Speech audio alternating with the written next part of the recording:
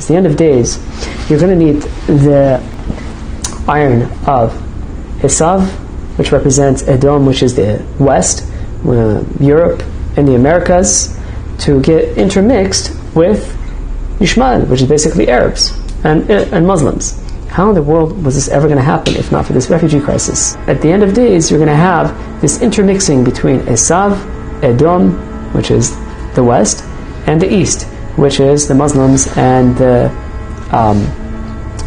Arabs, making this through this influx into the world. They're going to have a far larger birth rate than the indigenous people there, and they're going to sort of conquer by number. And there are many different sources for this, where there will be many, many people killed and so on and so forth. So the idea of having these refugees come into Europe, it's no longer a matter of whether it's right or wrong.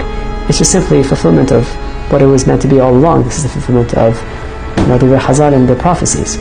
This has to happen, and this is just another sign that we are nearing, the completion of this tikkun of the entire world. But we know one thing, right? That when it comes to the classic Rome, which is Europe, they're finished.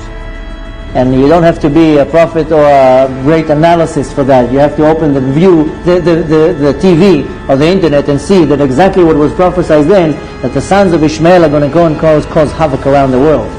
So France is completely barbecued. England is next. Now half of Europe is completely half dead. Now look what's going on in America.